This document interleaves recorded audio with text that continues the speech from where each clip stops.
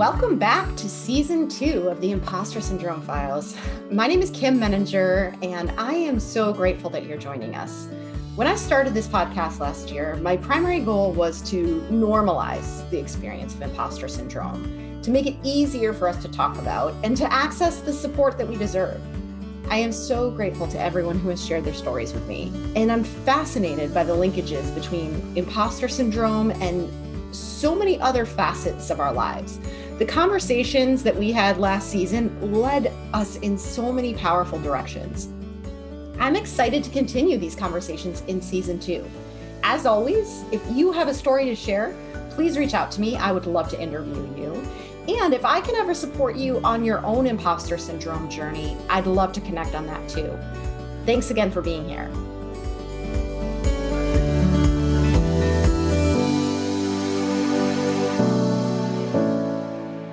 Welcome, Leslie. I'm really excited to have this conversation with you, and I'd love to start by learning a little bit more about you. I have spent at least 10 years in the field of helping girls become confident women in a variety of areas, really starting my focus on getting more girls in the STEM fields, science, tech, engineering, and math. And then as my career went forward, broadening that to helping girls have the confidence to pursue fields like business, entrepreneurship, politics, really sort of trying to help get girls into the fastest growing, highest paying fields that we see women consistently underrepresented in. And also trying to help with girls' social emotional learning and general confidence as they grow. I love this, and I'm really excited that you and I are going to be able to have this conversation today, because this is an area that I get asked a lot about. I tend to work with women who are already in the workplace, have already gone through school and have got to where they are, and I get a lot of questions about what can we do to help girls before they get here. So I'm really excited that we're having this conversation. But before we jump into that, I want to ask you just a couple of questions I typically ask. What does imposter syndrome mean to you? And how, if at all, has it shown up for you? Yeah. So imposter syndrome for me is an alive and real thing. I was having a conversation recently with someone that I feel like I've recently learned that it's something you have to manage. It doesn't necessarily go away. It can, recede. And so I've had times in my career where I've been like, I'm confident and I can advise other people in how to be confident. But I started a new job in January, and I don't remember what month you reached out to me, but I was like, why is she reaching out to me? I don't have anything to say about this topic, because I wasn't in a place where I was feeling as confident. So I think that's an important thing that maybe people might be comforting for people to know, that you can lessen it and then it can come back. And so that's important.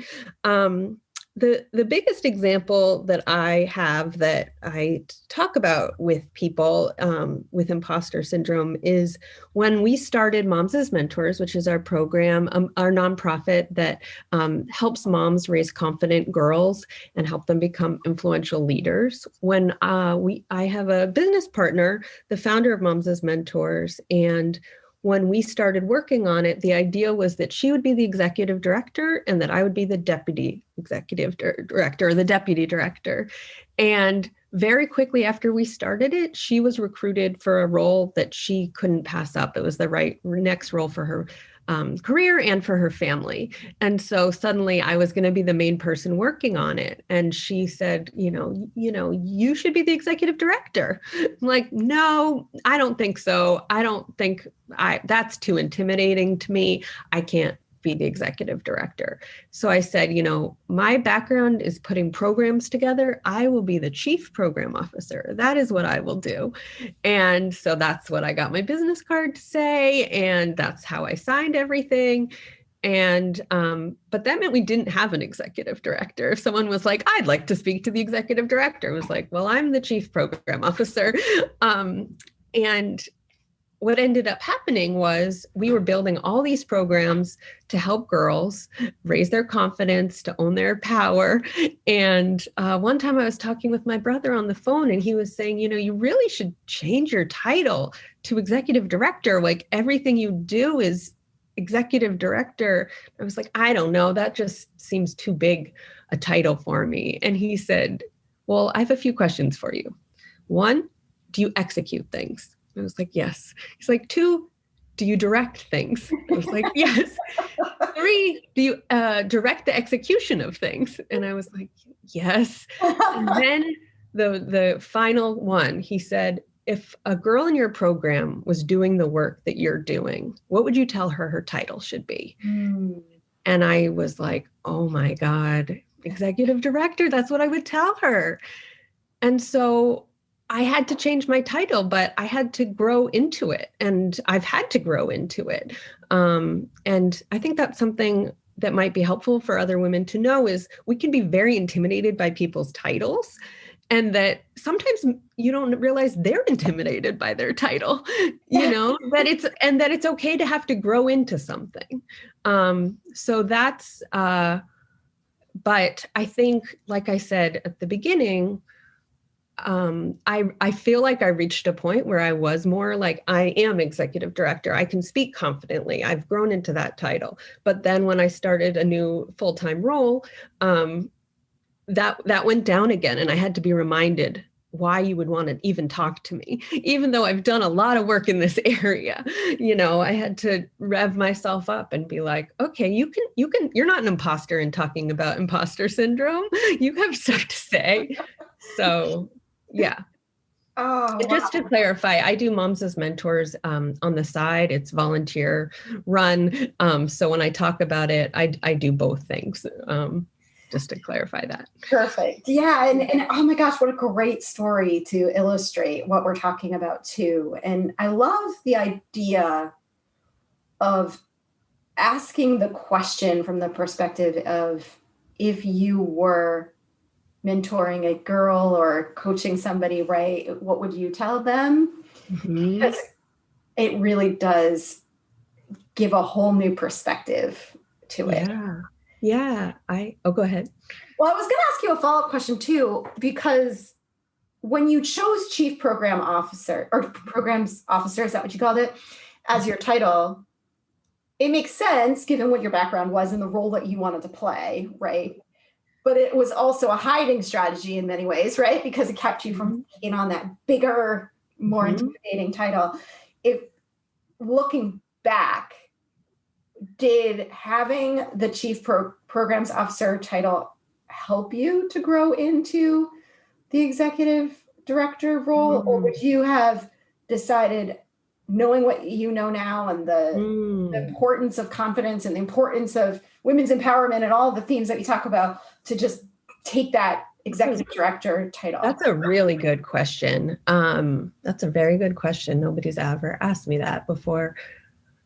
In a way, I think it did help starting with that. I think that in moving forward, I would say just take the title. But I think I became a different person in the work as I dabbled in these different fields. I think it was a big jump for me. And I think I needed to start to be like, oh, look, you're dealing with fundraising, or you're dealing with the, budget stuff, and sort of see that I could handle these little things. I knew what it meant. I had to learn what it means to like incorporate as a nonprofit and, all of those different things. I think it kind of let me almost like be in a cocoon and start to learn that I could do some of those things. But I should have taken the title sooner, is what I'll tell you. And especially given I was out running programs to empower girls, I should have made that jump sooner. I think it was over a year that I had that as my title. So, well, what's interesting to me too, and this just kind of popped into my head as we're talking about this, and I'd love to hear any thoughts you have around how this shows up in girls, is there's a confidence piece to this, but I also think there's a little bit of an honesty, maybe not the right word, but like there's this sense that we want to be honest. And Yeah. if we don't feel like I'm not an executive director yet, right? Right. But I don't have a business degree. Yeah. whatever it is that we do, however we define that role, Yeah. and then we step into it and it feels like there's this disconnect between who we are and what we associate with that title, then it feels dishonest in some ways to call ourselves that, right? And I think that, I mean, I'm stereotyping here, but I think that that's bigger for girls than it is for boys. No, I mean, I think that's what research shows, and it makes me think a lot about the I don't remember the exact statistic, but that women are more likely to not apply for a job unless they meet 80% of the criteria, and men are more likely to apply if they meet at least 50%. And there's this like, I'll learn, I can do it.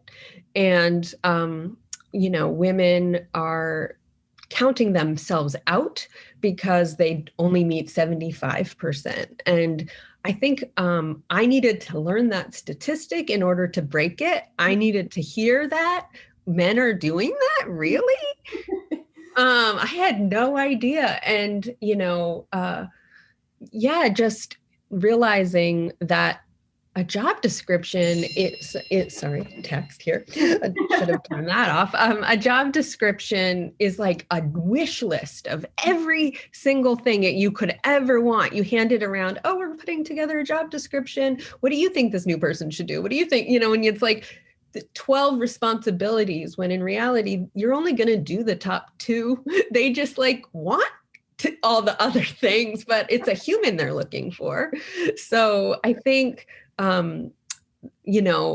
there's this, who am I to apply for something that I'm not completely ready for?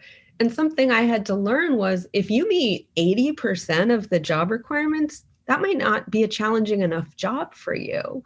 And again, this idea of you need to grow into something, I don't think we're taught that. And I think that can hold us back. I think that's such a great point too. And I always say that too. Gosh, if you have 80 to 100% of the qualifications that they're looking for, then you're going to be bored out of your mind. Yeah. They're not going to hire you. You'll be too overqualified. Exactly. Yeah. Or you'll be underpaid.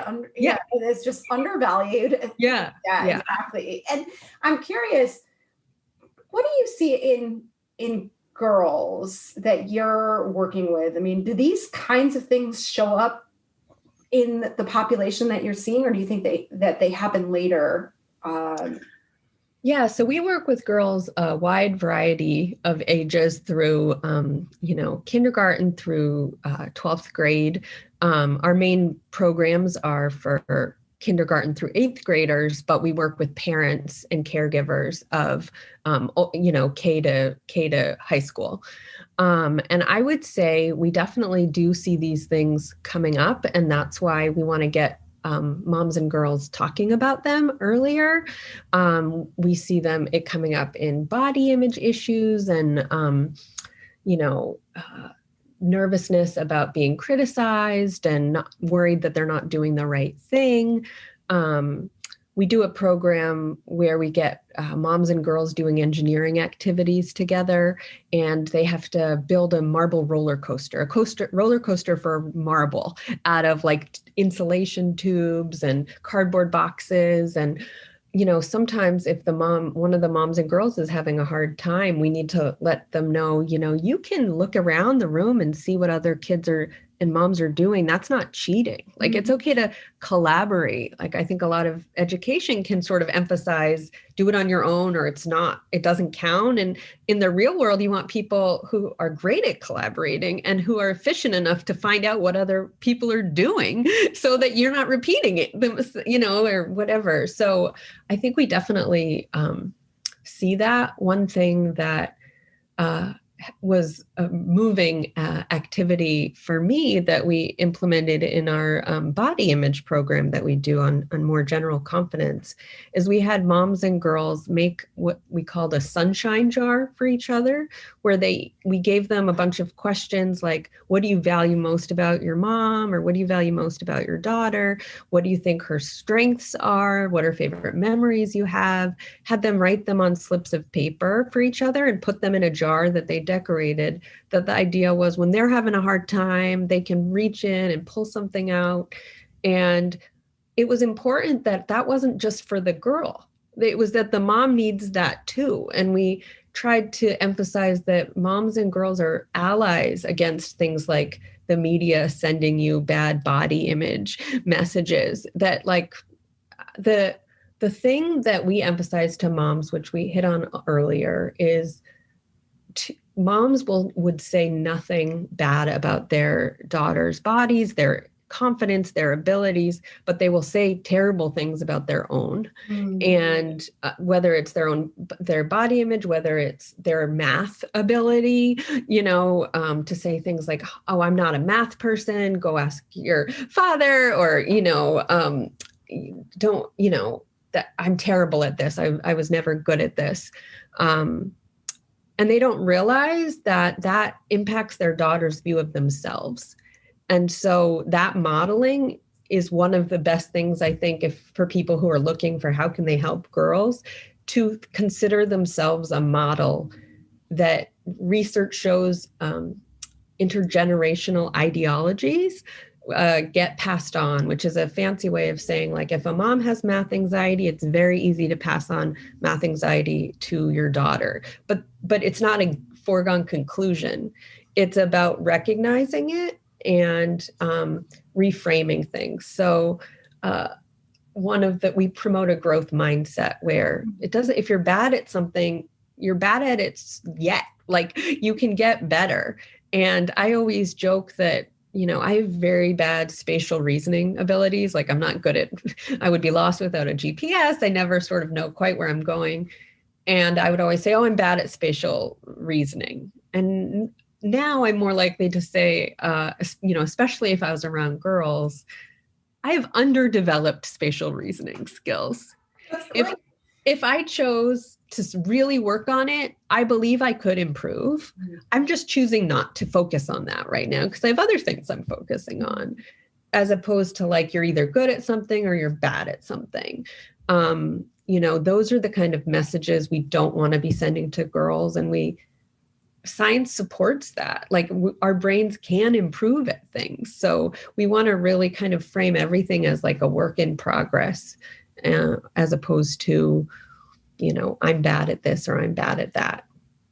I love that. I think that's such an important opportunity for us to teach children, but also to adopt ourselves. And you're making me think too about my own parenting style. I have 2 young boys, and I'm very mindful about, I don't talk about any of my own body issues. I don't judge other people's bodies in front of them. I'm like very in tune to that. But there are definitely times when one of them will ask me a question. My husband's an engineer, and I'll be like, that's a daddy question. I'm like, ooh, maybe I ought to think differently about how I'm answering. Well, that's a great, I'll tell you, first of all, it's great that you're already thinking about that. And I think every woman or mom I talk to has an area like that. It might be, I'm fine with STEM, but I put myself down about this. And one of the tips that we give moms is, if in our programs, it's typically girls, but if it's, your sons too, we want to raise boys who we think will respect women as, STEM leaders and maybe as their boss and, as their lab mates. And so we talk about, if a girl goes to her mom for math help and she doesn't know how to do it, there's a variety of things she can do. She can be like, well, let's figure this out together. Like, let's work on this. Or the reality is parents are busy. If your husband can help them and you're doing something else because you're so busy, at least say, I want you to go talk to your dad about this, and then I want you to come back and teach it to me.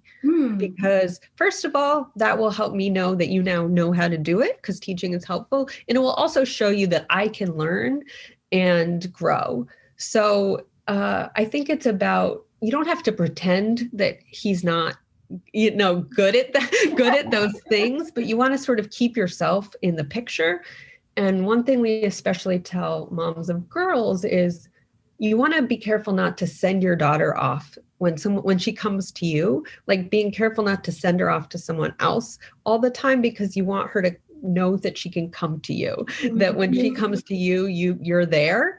Even if it means I'm there at the other end, you got your homework, but I want you to help, but I want you to come back and I want to have this experience with you.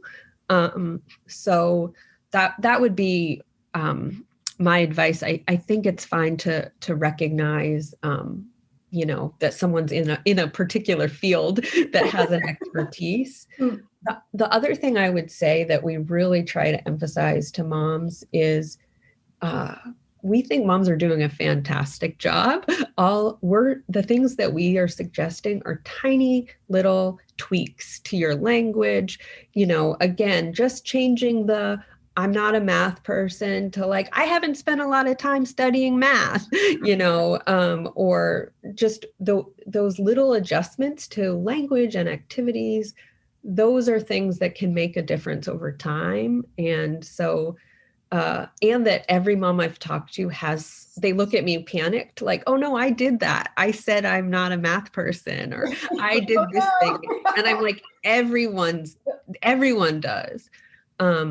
One other tip I like that I think is good for women and girls and boys and men is we give out a resource that's called 50 compliments that have nothing to do with your appearance. Ooh. And it's this amazing list of things like, oh, I wish there were more people like you in the world, or I love your confidence, or, you make me smile every time you come in a room, or, all these things. And when I found this list, someone shared with me, I started giving it to my adult women friends. And I was saying, I feel about you, number 1, 8, 13, 24, 50, and it's like, they're compliments that will, stay with you.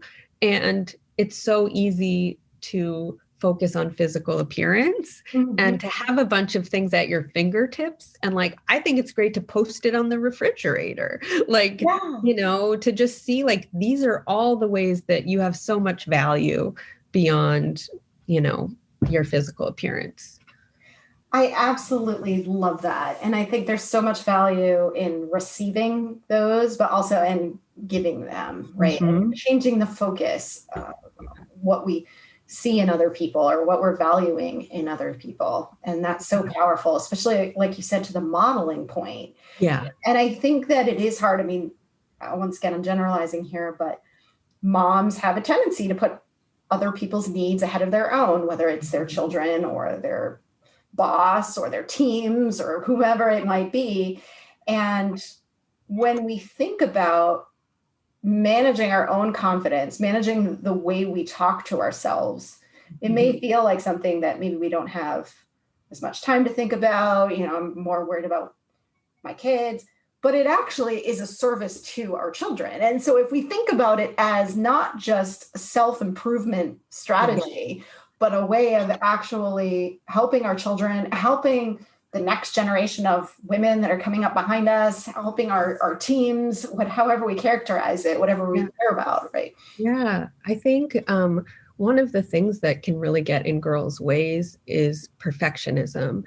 And we might say to them, you don't have to be perfect. But if we're beating ourselves up all the time for not being perfect, it's like, show that you deal with that too, and have conversations with your daughter or son, any gender child that, that you're trying to figure it out. And you know what? It really helps me if I can meditate for 10 minutes a day. So like maybe you and your brother could leave me be, because I'm going to be a better, have more energy. This is what recharges me. Like what recharges you? For you, it's playing video game, or for you, it's like, cooking or baking, and sort of helping identify what kind of nourishes your children and you. And, again, I think having these more honest conversations helps break down the idea. Like girls can be like, well, my mom's perfect. She doesn't worry about these things.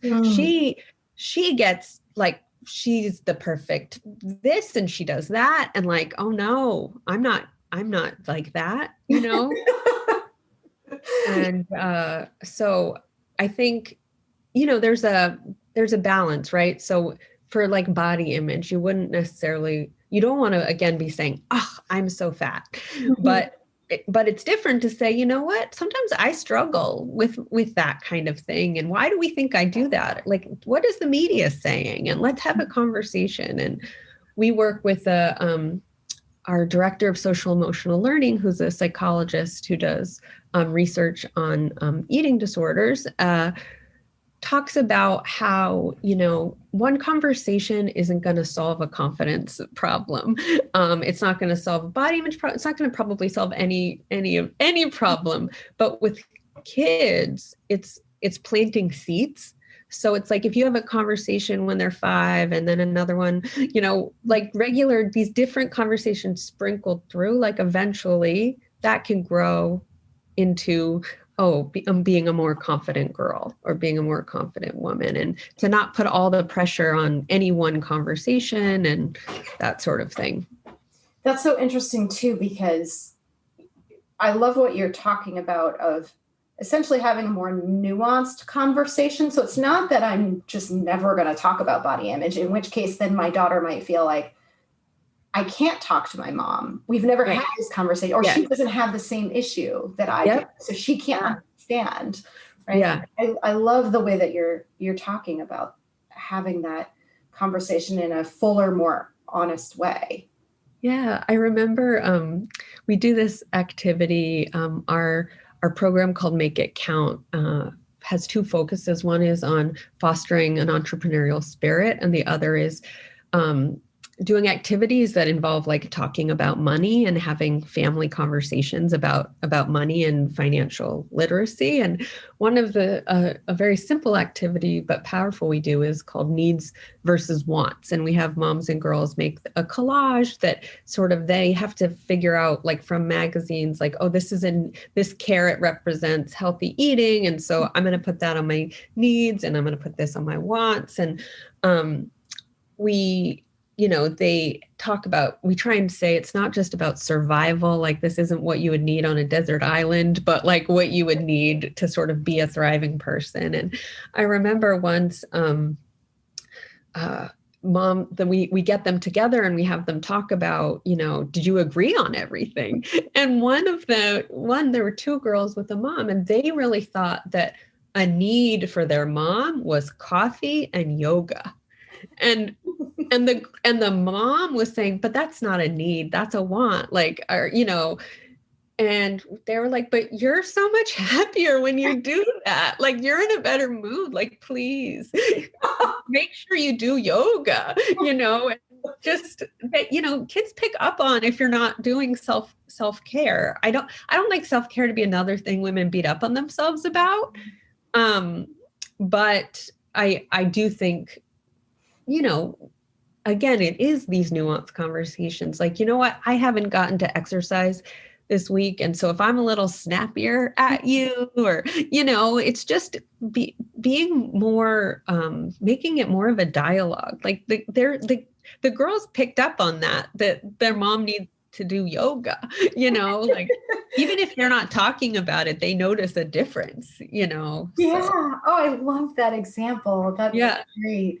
I want to ask you a question too. I don't know if this comes up at all when you talk about the entrepreneurial spirit, but one of the things that I think and this kind of goes back to the honesty piece where we started too, is that girls tend to be such rule followers, right? Yeah. When you think about an entrepreneurial spirit, that's not to say that we're breaking the rules, but we have to think outside of the framework that has been imposed upon us in some way. And I wonder, are there ways in which you help girls to not be so obedient all the time? I don't know a better way to ask the question, but no. So I actually, my last full-time role was director of programs at an organization called VentureLab, and it's a nonprofit. Their mission is on promoting an entrepreneurial mindset in kids, and really with the idea of making them change makers, not just CEOs of their own startup, but really like thinking like an entrepreneur. Like we need more people who grow up thinking like an entrepreneur. And part of that is that risk taking. And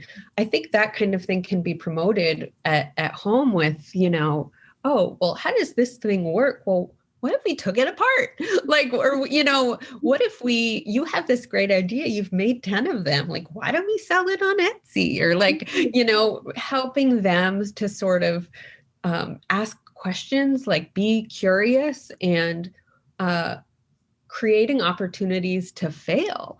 Like I think we tried to sort of embrace failure. So there's a acronym that FAIL stands for first attempt in learning. Oh, and okay. The idea of that, failure, talk about failure stories. What did you fail at today? There's a famous CEO who's she gets quoted a lot. I think the founder of Spanx, when she would come home from school each day, her dad would ask her, what did you fail at today? And the idea is if you have nothing, then you didn't try things. Mm-hmm. And so I think that's definitely something where really needing to reframe failure. So to make this a very real example, I was nervous about this interview. I felt like maybe I didn't have anything to say. And people were like, oh, you'll do a good job. You'll do great. And all of a sudden I was like, okay, worst case, what if I did badly? What if I didn't do a good job? And I had to be like, that doesn't undo every success I've ever had. That doesn't mean that that's what happens with imposter syndrome, right? We think, well, this is the thing that proved I'm terrible. and just really needing to reframe it. Like, okay, wait a minute. Yeah, maybe I'll do badly at something. Mm-hmm. Okay, I'll try and do better next time. I wonder what happened. Maybe I was tired, maybe, whatever it is. I think the one of the kind of, I don't want to say funniest, but just sort of most relatable stats I once heard is like a lot of women think that that they're the only imposter, that they know that other women have imposter syndrome, but they think those women aren't imposters. They have imposter syndrome. They acknowledge that, imposter. Yeah. But I am the imposter. Like, oh gosh, we're so hard on ourselves. I know, it's so true. And you know what? You brought up something really early on that I think is so interesting, that we often are intimidated by other people's titles and don't realize that many of those people are probably intimidated by their own titles. I think that's such a great point. I gave a talk where I mentioned that idea, and afterwards a young professional woman in the audience came up to me and she said, I got a promotion 6 months ago and I've just haven't been using my new title. I don't know. She was like, it sort of freaked her out to use it. And then she's like, you know what? I'm going to use like that hearing your story, like I'm going to use it now. And it's like, yeah, these are, I think it's just as important with girls and other women to just be relatable and honest, and that's where the most meaning comes from. I remember my brother, who I've mentioned a few times, he's been a big inspiration to me in a lot of ways. And he didn't want me to, he was recommending I sort of share more of these kinds of stories online in the Moms as Mentors blog. And I thought, oh, what if future I talk about my weaknesses and a future employer sees it. And here I am saying, oh, it's okay. I was insecure. And he sort of pointed out, do you want to work for employers that would find that writing and think that that's a problem? Like, is that the kind of employer you would want to work for that sees that as a really negative thing? And like, to kind of like assert, like, this is me. If you don't like that I sometimes struggle with imposter syndrome, like, maybe we're not a great fit for each other. Exactly. Which, that was a really empowering thing to realize. Like, put yourself out there as you really are. And that filters people. Like, that's going to save you time. Right. I love that way of thinking about it, because we do, I mean, for lots of reasons, right? We have a motivation oftentimes to want to make other people happy. And in an interview or with a boss or somebody, you know, we're not thinking necessarily about how would I authentically handle this situation, but how do I do it in such a way that I make the best impression with the person that's in front of me? Yeah. And you're absolutely right. I mean, how long do I want to maintain that facade? If I get through the interview process, then I get the offer, then I have to be that person forever. Right. Yeah. And I mean, I do think there's a certain degree of like, you know, interview, like your interview self versus your regular self. But I think, you know, as much as you can, be authentic and at least not hide, or, you know, if there's something that they ask you about, like, be proud of your authentic self or your, you know, what they're finding, because it's you and you're a whole person, you know? So that's,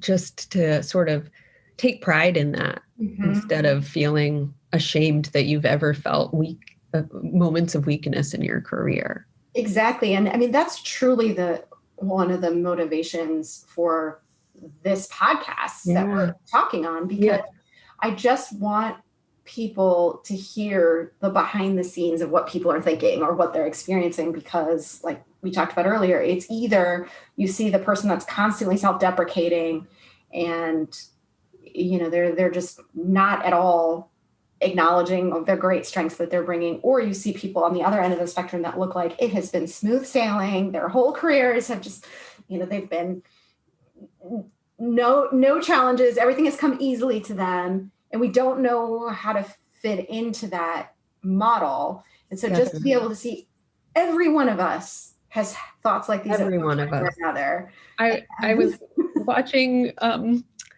interview with Taylor Swift where she was saying she'd reached out to another musician that she wanted to collaborate with, and she was terrified that there's no way they would ever want to work with her. Wow.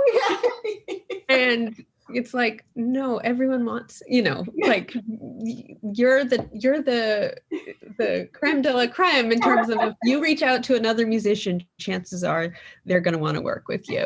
And if they say no, it's not because like you're terrible at what you do, you know. That's right.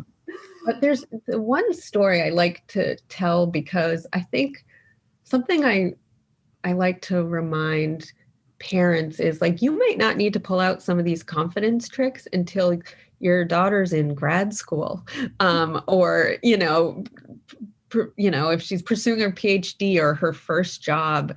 And the story I tell is, I remember years ago listening to an interview with this woman who was I think a journalist, and she on NPR. And she was talking about how in school she loved math. She was Miss Math. You know, everything she did, she was going to major in math. And she went to college, and maybe like her sophomore year, she took a class in math that she was doing terribly in. And she decided that she must not be good at math after all. Mm-hmm. And she ended up changing fields and like pursuing English and writing. And, you know, didn't seem like her life went badly. She was doing well, but that had really been a turning point for her. And she went to her college reunion and ran into a man who was in that class too. And they were talking about it. And he said, "Oh, that teacher was terrible. I retook it over the summer, and like now I'm a mechanical engineer," or like, you know, whatever, fill in the blank. Mm-hmm. And that idea that we attribute it to ourselves, you know, is to say, okay, maybe maybe that was the first challenging math class you had. Maybe you were doing so well because it was so easy for you and you finally reached the challenging part. Well, you want to get to the challenging part, you know? Great. So, but we think again, perfectionism, thinking that we are our accomplishments, we are our grades.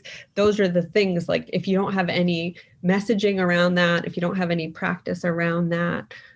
Growing up, I thought I was as good as my last grade.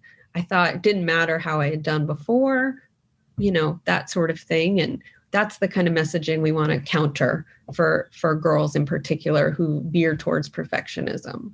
It's to say, you're not your achievements. Yes, absolutely. And I could talk to you all day, but I could talk to you. Wrapping up, I'm curious because I'm trying to channel the people listening. And I'm sure there's so many other questions that you and I could be talking about. Yeah.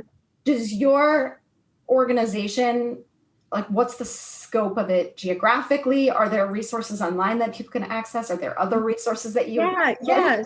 So one thing, people can, first of all, our website is womxn.org, and we have a mailing list that you can join. I can tell you that up until 2019, we ran programs primarily in the Boston area, but we have traveled to do programs. All of our programs, we have 4 different areas of programming. I think I mentioned STEM, entrepreneurship, political and civic engagement, and body image, social, emotional learning. For each of those programs, we have a mom-daughter program. Or one thing I haven't said, we always welcome any adult in a girl's life to our programs. We're founded on research related to moms, but we are not exclusive.